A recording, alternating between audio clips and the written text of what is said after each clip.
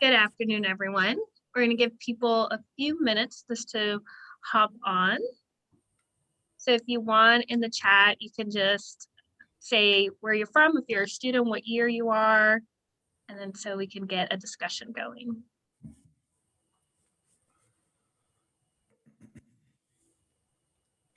Welcome to those of y'all who are joining us right now. We will begin in about a minute just to give more individuals a chance to log on.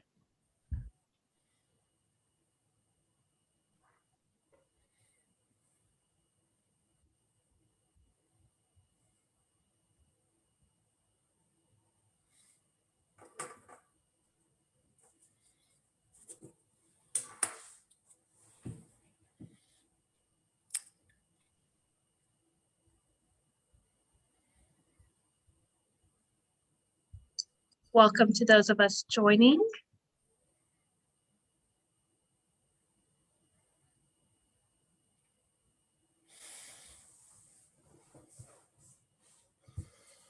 So we want to be respectful of everyone's time, so we will begin. So good afternoon, everyone. We're excited to see you here today. Welcome to our first program for fall 2021. As always, we're delighted to have you all here. A little bit about how today is going to go. I will introduce our moderator, who will introduce our speaker. After our speaker presents, we'll have a short moderated discussion followed by Q&A. So please enter any questions that you have in the Q&A function and use the chat for any other information. If this is your first time at our events, we welcome you and we hope you sign up on our website to stay informed with our upcoming events. My name is Boy Lachi and I'm the Assistant Director of Programs and Director of Studies at the Tower Center. It's my pleasure to introduce Kovan. Kovan is an SME alum. He was also part of the first cohort of the Tower Scholars Program.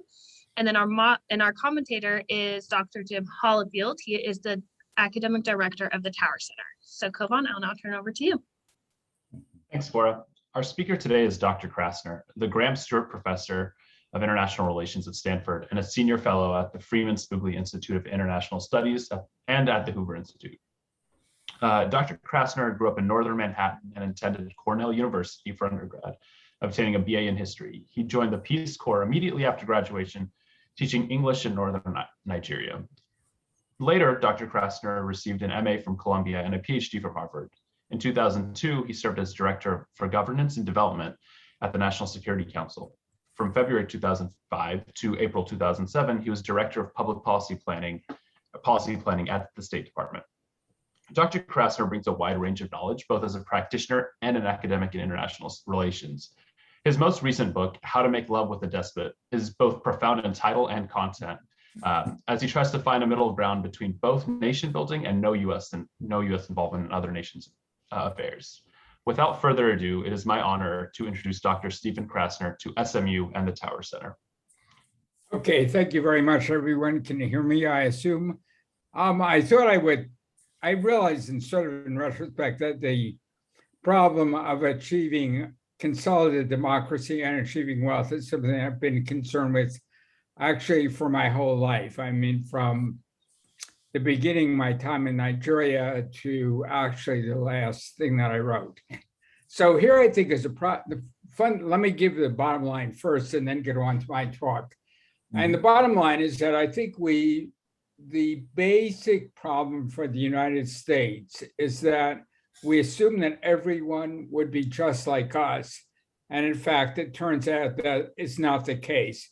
And that actually creating an American system is something that is hard to do and something that has been accomplished only recently in the last 150 years or so, and only in a limited number of places around the world in North America, East Asia, and Western Europe. So let me say, I think the problem is that if you think about how countries can become wealthy and democratic, I think there are three theories that we really have that are out there, at least one of which is well known and the other two of which are less well known. And the one that I think is actually the most persuasive is hardly known at all. So the three theories are, first of all, an argument about modernization theory basically says that really all you need is new technology and population growth. You're getting a larger middle class, you become wealthy, you become more democratic.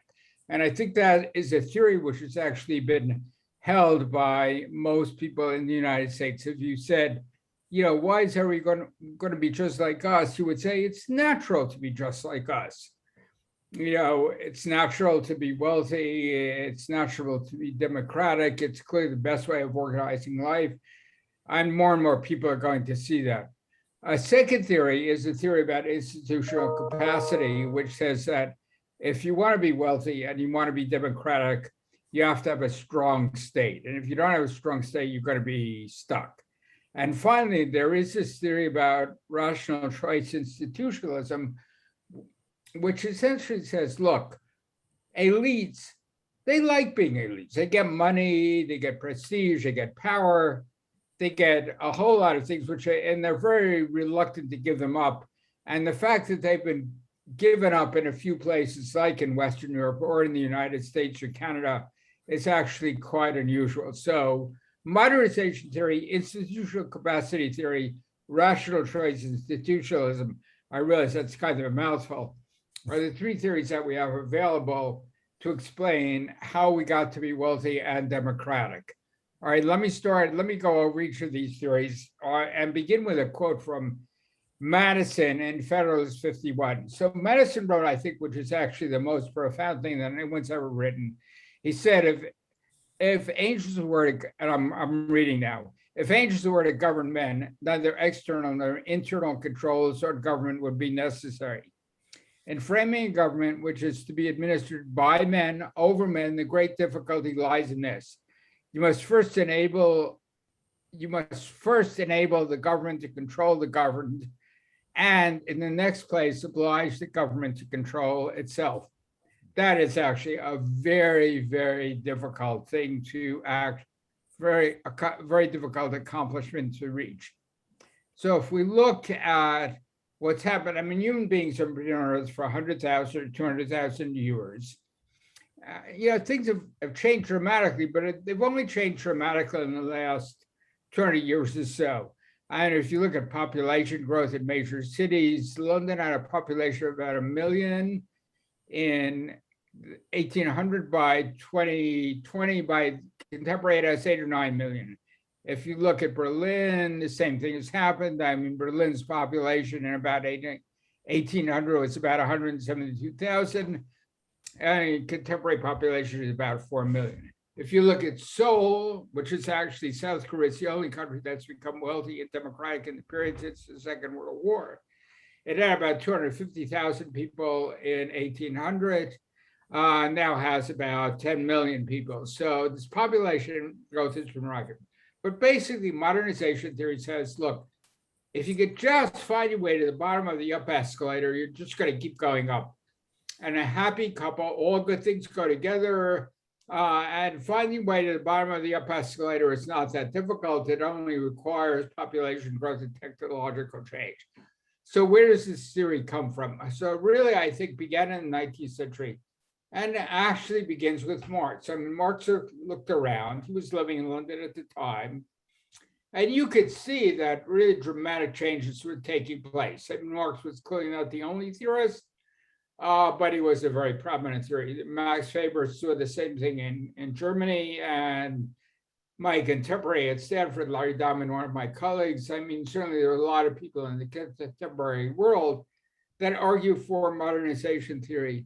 So all you need is once you get to the bottom of the up escalator, you're going to keep going up. So Marx was very much an economic determinist. Weber saw a wider range of issues, but regardless of what their fundamental cause was, they basically saw that if you got in the up escalator, you'd keep going on up. And you didn't have to do anything. Then things happen basically automatically. And there certainly is a lot of empirical evidence that supports modernization theory. So countries that are wealthy, so countries switch back and forth from being democratic and autocratic all the time. But if you're fairly wealthy and you become democratic, you're likely to stay democratic. If you're poor, you're likely to slip back into autocracy. There was a study that was done by a political science professor at Princeton. If you look at the period 1800 to 2000, and what you can see is that there is a very close relationship between higher levels of per capita income and democracy up until about $10,000.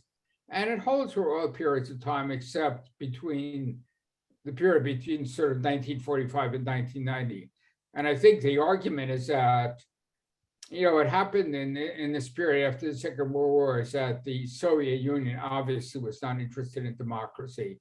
And the United States was more interested in having countries that aligned with the United States and was interested in democracy.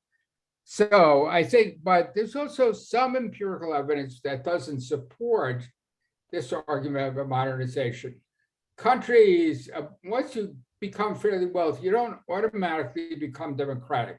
I think the assumption in the United States was that China would be just like us. It turned out that Chinese stayed like Chinese. They got wealthier, but it didn't mean that they were going to become more democratic. If you think of the period from Nixon through Obama, the US basically assumed we're going to help China. We're going to make China rich.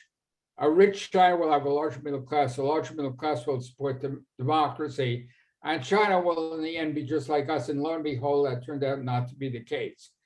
Something else that also doesn't support the theory is that a lot of pretty poor countries become democratic, at least for a short period of time, and then they slip back into autocracy. So it's not as if you become wealthy, you become democratic, and you stay democratic. You become wealthy, you might or might not become democratic. And if you become democratic when you're pretty poor, you just stay pretty, you slip back into autocracy. All right, the second theory is this argument about institutional capacity. And this is an argument which says that basically you can't get anything unless you have strong levels of institutional capacity. This is a theory that really begins with Hobbes in the contemporary period. In recent years, Huntington was at Harvard. And you see a lot of people believe in this theory. So basically the argument is, and this is what Huntington argued. Huntington argued, look, if you have social mobilization without having political institution, you end up with political decay. So you can go up the escalator. You can become wealthier. You can become more urbanized. You can become better educated. If political change doesn't take place at the same period of time, you can easily fall down. So Huntington thought, things get better, but they don't always get better, and they certainly don't get better automatically. So when does this theory begin? I think the most famous early exponent of institutional capacity theory is Hobbes. Hobbes writes the Leviathan in 1651. It's right after the English Civil War. Killed lots of people. The king got his head chopped off. Cromwell and Cromwell's son became Lord Protectors of England. That didn't work out. The Parliament eventually called back the Stuart Kings.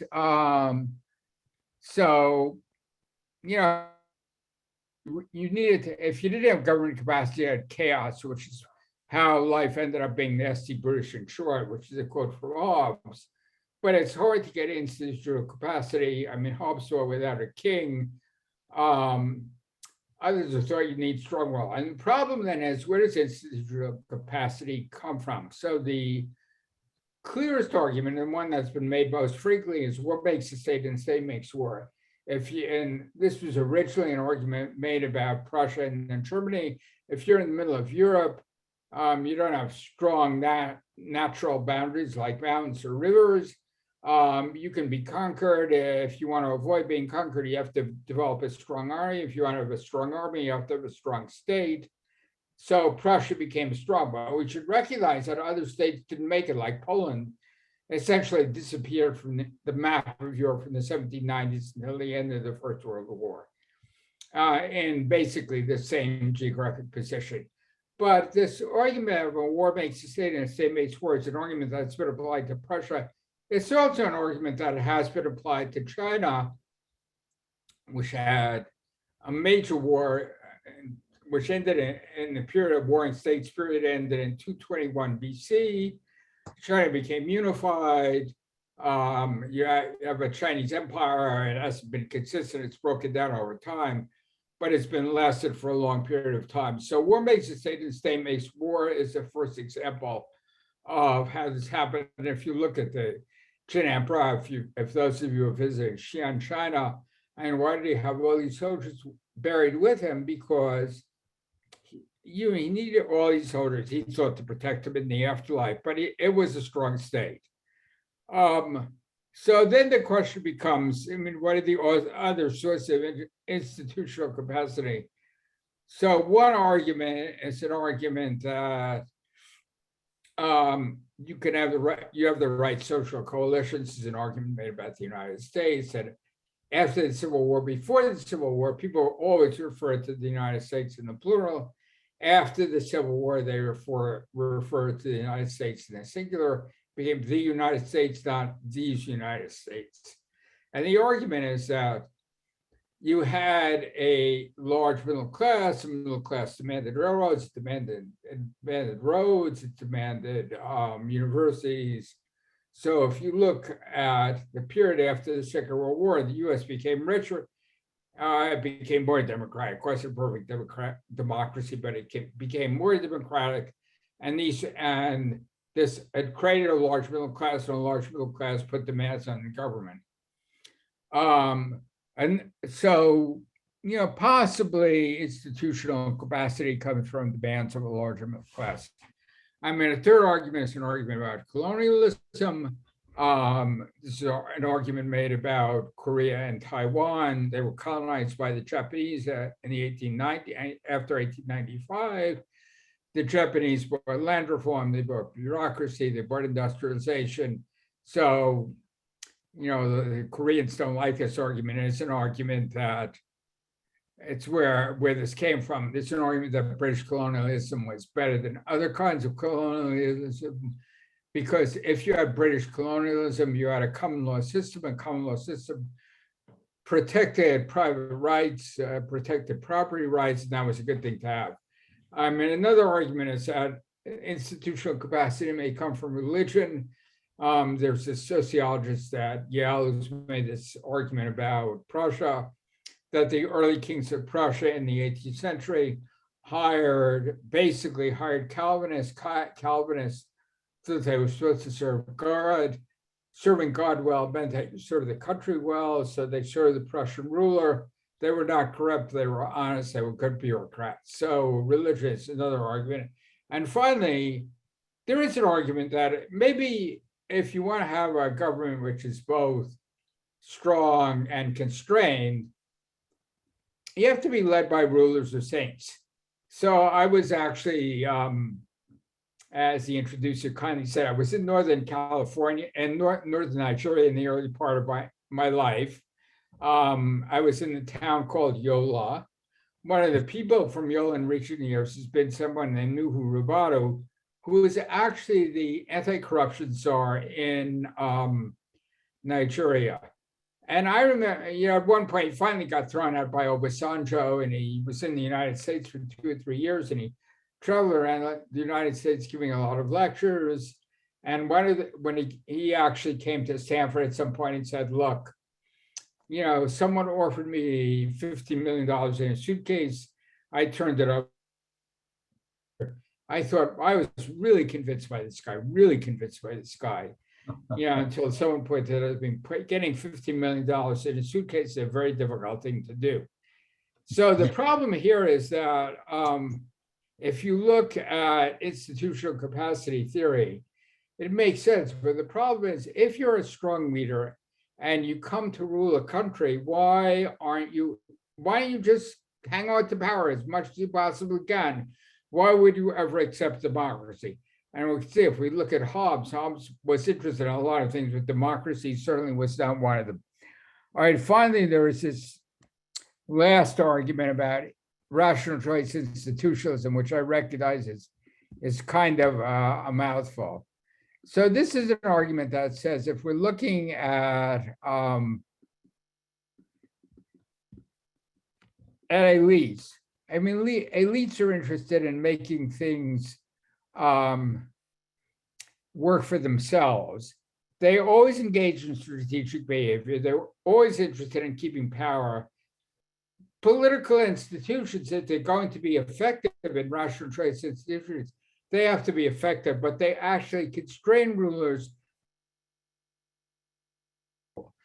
So this is a theory that's been widely noted among American economists. It's become more widespread among American political scientists, but it's certainly not a theory which is very widely adhered to or very well known. So the problem is to figure out why would you ever have a situation in which political elites would accept a government through which they might lose power? So I think there are two important books that have made this argument. One is a book by North Wallace and Weingast called Violence and Social Orders, which came out in 2009. There, if you look at human history, almost all of human history, most political orders have been closed access orders. Only if there was any rule of law at all, was only open to elites. Elites were very interested in making sure that they didn't lose power. They just hung on to power as much as they can. If you had the right to form an organization, and you have to be organized if you want to hold on to power, was limited to a very small number of people. So for North Wallace and Wallace, most orders were closed access orders in which the rule of law, if it existed at all, only existed for elites. So how do you get open access orders? You have universal rights, so you can appeal to anybody can appeal to the rule of law. You have organizations which live past individuals, so the perpetual organizations like corporations and universities. You have free competition. You have a state which effectively controls security forces. So if you look recently, it's one of the arguments that's made against Milley. We'll say that my prediction is that Milley resigned, but I've frequently been wrong. But one of the arguments I've made is that it's really amazing that the U.S. has a very strong military force, but has a military force which is very much controlled by civilians and not by the military itself. That's weird when you think about it. So it's kind of strange that would actually happen. So North Wallace and Weingast is one source of this argument. A second source of this argument is a book by Acemoglu and Robinson, which appeared in 2012, basically makes the same argument. So the question then is, why do you end up with elites making concessions so that they have an effective state, but they could also lose power? That's a very, very weird set of circumstances. And the argument is that it's not related to geography. It's good if you have a large middle class, but you don't necessarily have to have a large middle class. So why would this happen? And when Acemoglu and Robinson argue, really, there's a lot of luck entailed. So if you look at Britain, which is certainly where this comes from originally, you have the Magna Carta in the 13th century. That was basically the barons and nobility in Europe, in England, in Britain, trying to put some control over the king. They weren't interested in democracy, but they weren't interested in having a king which could cost them a lot of money or power. If you look at the Black Death when it arose in Europe in the 13th century, it killed, something like 25% of the population, maybe even more than that. The peasants in Western Europe were more independent. So what happens when you have 25% of the population killed or dies? So labor becomes much more valuable. So what does that mean? In Western Europe, it meant that peasants who were more valuable were able to consolidate independent, which they won at earlier periods. In Eastern Europe, it meant that basically the nobility became more repressive and peasants became serfs. There's also a lot of luck. If you look at the Spanish Armada in the 16th century, 1588, Spain was the strongest country in Europe. It controlled the Low Countries, and the Spanish Armada was designed to move about 15,000 Spanish troops from the Low Countries, that is Belgium and Netherlands, into England. And it was still very divided. It was ruled by Elizabeth I. but it's divided between Protestants and Catholics. And the Spanish Armada wasn't actually defeated by the British. It was driven north by unfavorable winds. For those of you that have seen the movie Dunkirk, yes, it was great that Britain was able to evacuate 350,000 troops from Dunkirk. They did this by having a lot of small boats. Small boats would not have been able to get into the English Channel if the weather had been unfavorable. So the fact that the evacuation of Dunkirk was so successful did depend in part on the weather, and the weather was a matter of life. So if you look at this earlier period where you have the beginning of democracy in Britain, I mean, how does it happen? Well, first, the king gets his head chopped off in 1649. That's early on, and it's sort of look, getting your head chopped off is not a good thing. And it's an indication to kings that things could clearly go wrong. You then have Parliament seizes control in England and makes Cromwell, and Cromwell sends the Lord Protectors of England, but that ends up being very chaotic. So Parliament learns that it can't actually rule by itself. So there's this balance between the sovereign on the one hand, the king on the one hand, and Parliament on the other. They control the military. The private sector controls the feeding of troops. The private sector provides guns. The private sector builds forts. The private sector builds arms. The British ultimately defeat the French, even though they're a smaller and poorer country. That's a very, very odd thing to happen.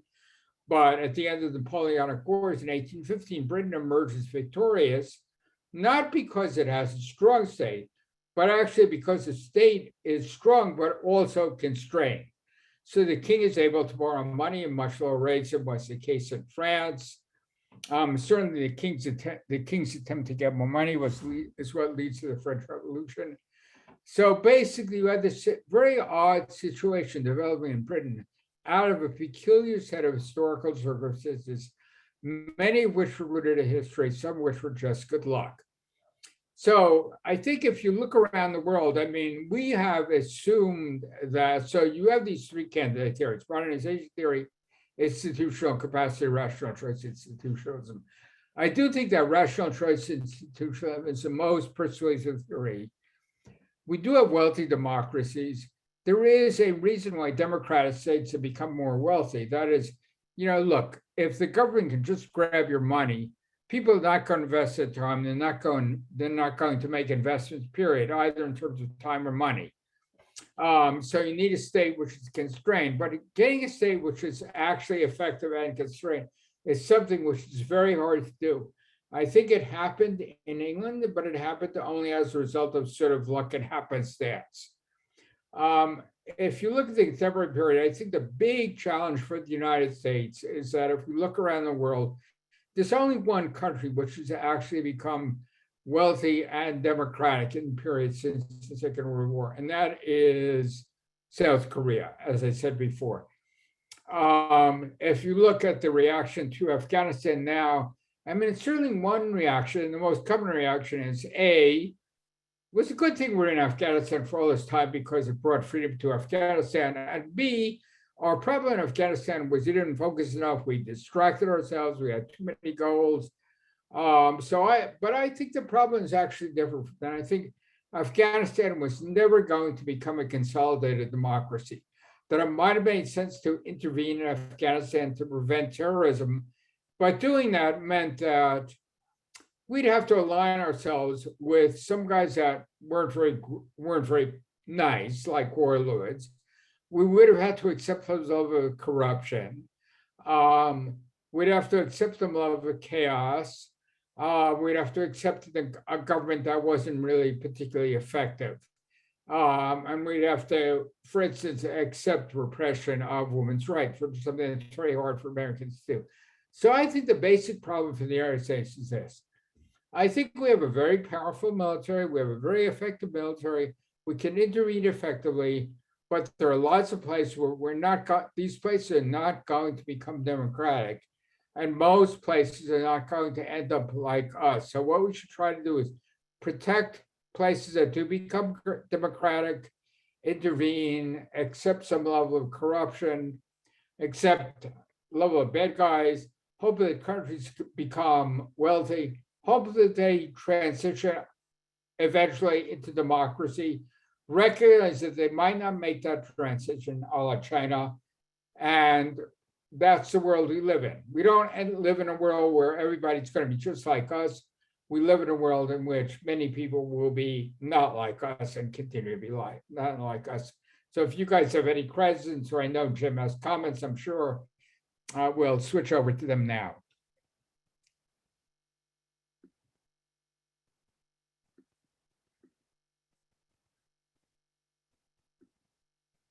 Okay, Jim, you're on. I think you may be muted. Okay, now I've got it off. Okay, I'm unmuted. It's very quiet here in Paris, Steve, where I'm located, and there's no revolutions afoot that I'm aware of. So French democracy is pretty stable and fairly consolidated in spite of everything with the history of political instability and revolution in France. But you gave us these three really neat sort of theories about how we think about democracy. My first question for you, Steve, you were starting to get at this at the end of your comments, but how on earth do these theories translate into American foreign policy? I mean, if you look at American foreign policy, I mean, it seems to be all over the map, and we distinguish between, this strong Wilsonian, America has a mission to make the world safe for democracy, to spread human rights, and then you've got a realist school of American foreign policy, which many people associate with somebody like Harry Truman or George H.W. Bush. Ironically, George W. Bush turned out to be more Wilsonian than Wilson. So, how does all of this that you're telling us, how does it translate into American foreign policy? Yeah, so let me start with, I think, one answer, which I think is easy, and another answer which is hard. So I think the easy answer is we believed in modernization theory. I think George W. Bush believed in modernization theory, and that, when you took the sewer off the sewer coffer and off the sewer in Afghanistan or Iraq, these countries would become democratic. And if you look around the world, I think George W. Bush had a perfectly reasonable argument and a coherent argument. If Iraq could become democratic, that Iran would become democratic, and the Middle East would be great. Things didn't work out so neatly. But I think that's the easy answer. So I think modernization theory has really guided American foreign policy. And I think that's what we did in China from Nixon through Obama. And only recently we said, wow, the Chinese are not going to be like us, they're going to be Chinese. I think the harder question, and I don't have a good answer to this, so let me be explicit about this. So I think we've intervened for these idealistic reasons, by and large. If you look at Vietnam, it's true, the Soviet Union was a great enemy because it was strong and it had an ideology. It was antithetic to us, but that might not happen again. The question is, say, even if you buy my argument, and rational choice institutionalism is what we should be looking at, and we should recognize that most countries are not going to become democratic. Would we have been able to go into Afghanistan and say, look, we're going into Afghanistan only for counterterrorism reasons. There's nothing else. And I think that's I still don't have a good answer to that, because I think if you're going to sell something to the American public, you have to be able to, sell it in one or two sentences. People understand Wilsonianism as we conventionally understand it. We're going to intervene. We're going to make the world democratic. That's what you see on reaction to Afghanistan.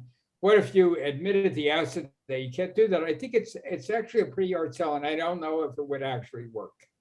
So that's my problem. My problem is we don't have a story about why we intervene if we can't achieve these very ambitious, wonderful objectives. And we're great if we could achieve them. I don't think we can.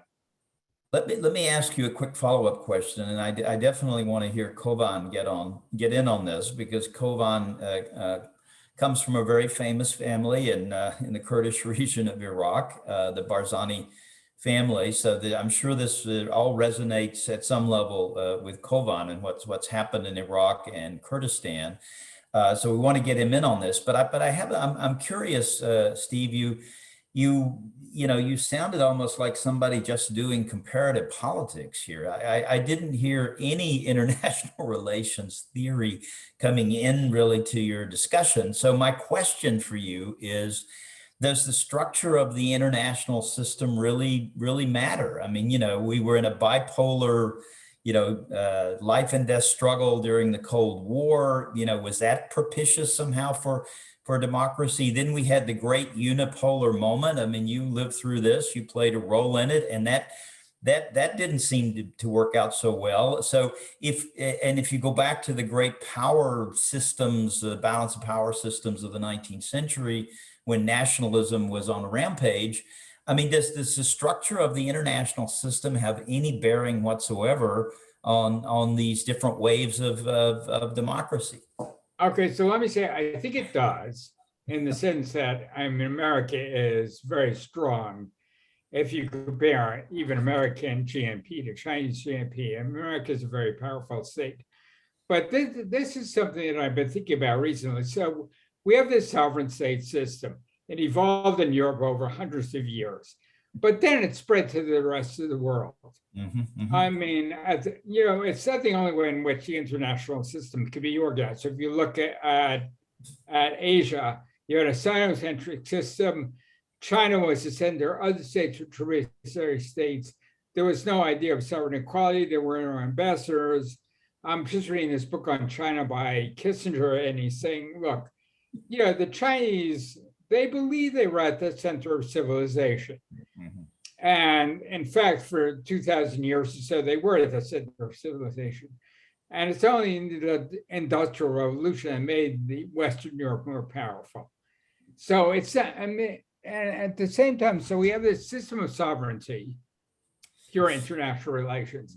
At the same time, and what has happened is you have this disconnect between underlying capabilities on the one hand and the ability to do harm on the other.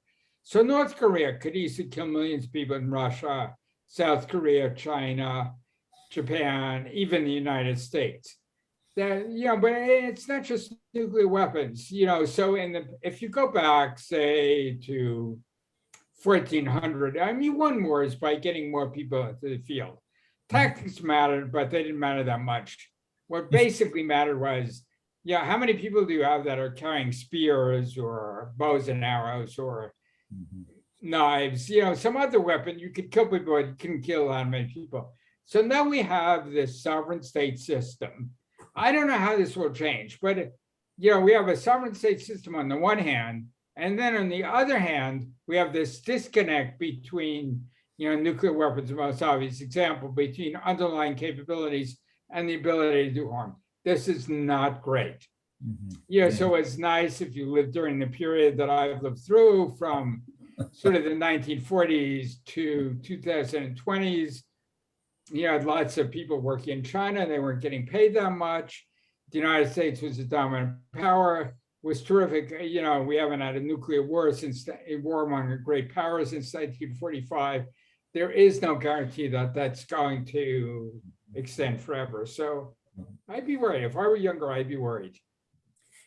Kovan, don't you want to get in on this discussion? Yeah, absolutely. And I think, Dr. Krasner, so when I was reading through your novel, with How to Make Love to a Despot, there's a really nice chapter in there about good enough governance and sort of how you want to apply some of these principles and how the US ought to engage with some of these states. I kind of just wanted you to delve into this concept of good enough governance, better understand it. Right. So I think we should aim for good enough governance and not good government. So we shouldn't aim for a government which is effective but also constrained. We shouldn't aim for an absolute end to all kinds of corruption. So good enough governance means we should aim for security first. Ideally, that would mean that we're able to intervene with a smaller troop, but it may mean that we have to use warlords It may mean that we have to do what we're clearly doing in Afghanistan now, which is hang out offshore.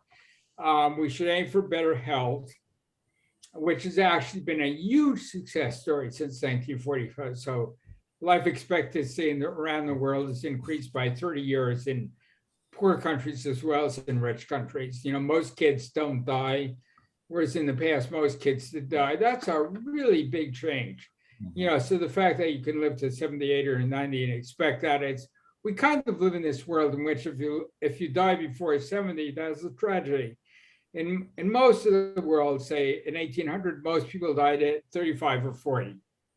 So that's a big, and most of your kids also died. So that's a big, big change. We've been very successful.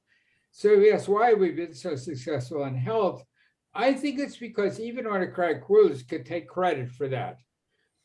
People's lives got better. They got better in ways that didn't threaten rulers, and that was great.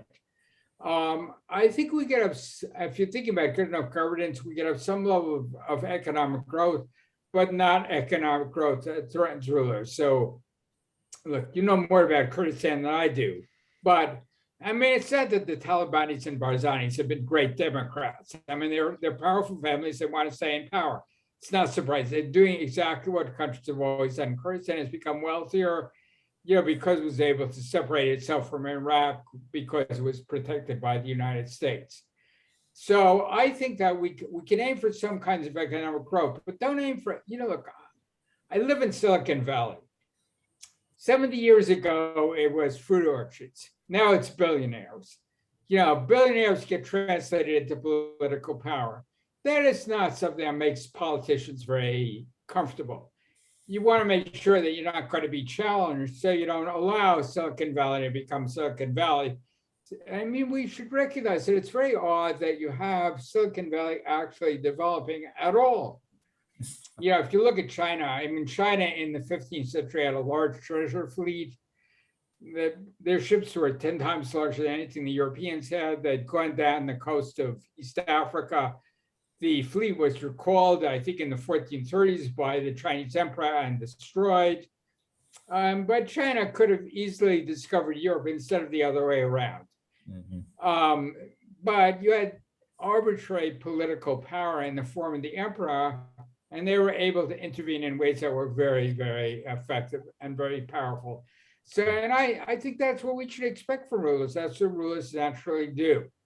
If you look at Japan, I think MacArthur did a lot of things that were fairly stupid, but one of the things that he really did was smart is he allied with the Emperor of Japan. So they allied with strong actors within the traditional Japanese government, and eventually it did become a democracy. But it's not going to be something that we can always do. So I think we should aim for security, we should aim for better health, we should aim for some economic growth, but not economic growth, which is going to threaten rulers. We can have some modest level of human rights, but ambitious level of human rights on co-work. I mean, why do you have, yes, you have women's rights now in the United States, which, all of us are in favor of. But if you go back to 1800s, when basically 95% of people were living on farms instead of 2% in the United States now, you can easily understand why men had the higher level of power. They were bigger, they were stronger, and natural strength is what people depended on. We now live in this world in which, graduates from SMU or wherever, the University of Texas, they can go out, if they're majoring in some STEM subject, they can make $100,000 and they don't have to be strong, they just have to be smart. But that's a very, very recent development if you look at the whole sweep of human history. So I think we can have good enough governance. We should aim for security. We can aim for better health. We can aim for some kinds of economic growth, provided that elites are not threatened. We can aim for some human rights, provided that elites are not threatened. The question is, and it really gets back to something that Jim raised, I mean, could the United States, which is a very powerful country, actually do that?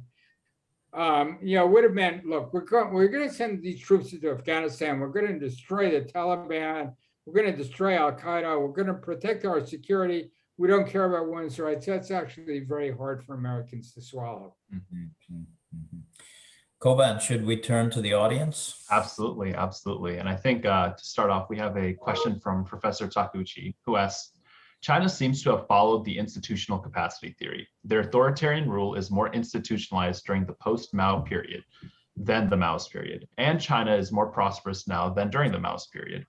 Now, Xi Jinping seems to be trying to personalize his authoritarian rule. Should we be concerned with Xi's deinstitutionalization of authoritarian rule? All right, so here's the problem. I think what are the four possibilities for China? It could be wealthy and autocratic. It could be wealthy and become a democracy. That would be modernization theory.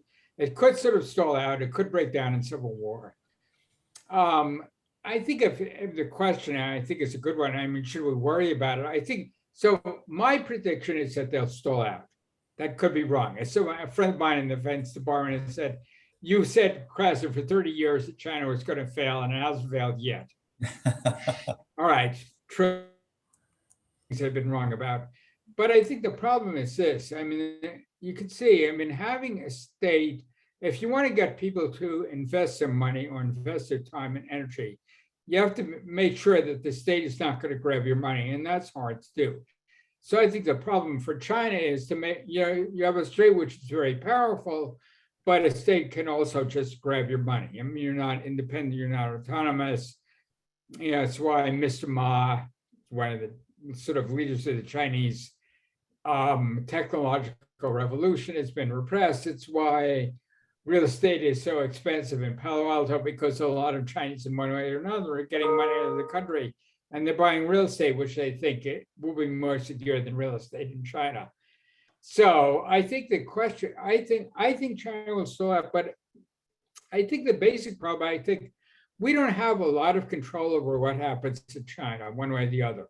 I think it will still out, but if they become rich and autocratic, and there is no large state which is now rich and autocratic, there's some smaller ones and some oil exporting states and Singapore, but not many. There isn't much that there isn't much that we can do about it. And if that happens, we're going to be kind of stuck. I think it won't happen, but if it does happen, I don't think there's what we can do about it one way or the other. And staying in East Asia, Dr. Cloward asks, how does Japanese democratization after World War II fit into your story? So it fits in, I think, in the following way. So I think what happens in World War II, Japan is destroyed, the old elite is destroyed. So, and clearly the Japanese elite was very worried about a left-wing revolution.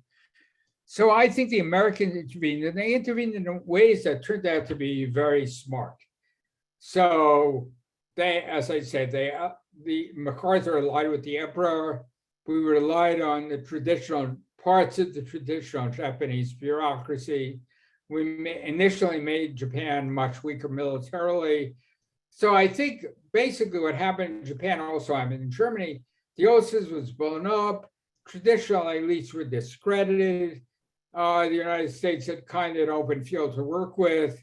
It was a very successful country. I think Japan imitated us. But it only happened, A, because we'd won a world war in which Japan had been destroyed, and B, because the old elite in Japan had been discredited. So I think it was sort of this peculiar set of circumstances in both Japan and Germany. It worked well, but it doesn't happen that often. I think the next question is definitely a little more extensive, so I'll kind of split it out. But doesn't the incentive to seek wealth make the state strong and constrained? In other words, the peaceful international environment and competitive domestic market structure help the state seek wealth through international economic interactions. What if the policy to promote domestic economic reforms, not necessarily democratization, help promote peace and prosperity? Okay, let me start with the first. So I think it's right to say, if you want to be a strong state, it's good to be a Democrat. I would say historically, it's certainly good to be a democratic state because you get wealthier. That's great, but it doesn't mean that it's going to be attractive for elites. Look at the United States. Elites change all the time. Elites want to stay in power. They recognize that they could rule over a stronger state if they made the state more democratic, but if they make the state more democratic, they might lose power.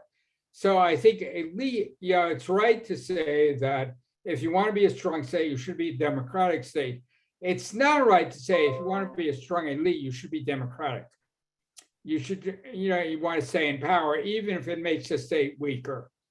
So, I mean, we have lots of examples, I think, of rulers that become powerful. They don't want to give up power. They make the state weaker. It doesn't mean that they themselves will become weaker. So what can the United States do to promote this? Is the second part of the question. So I think we have to bet on, on good things happening, but they might not happen.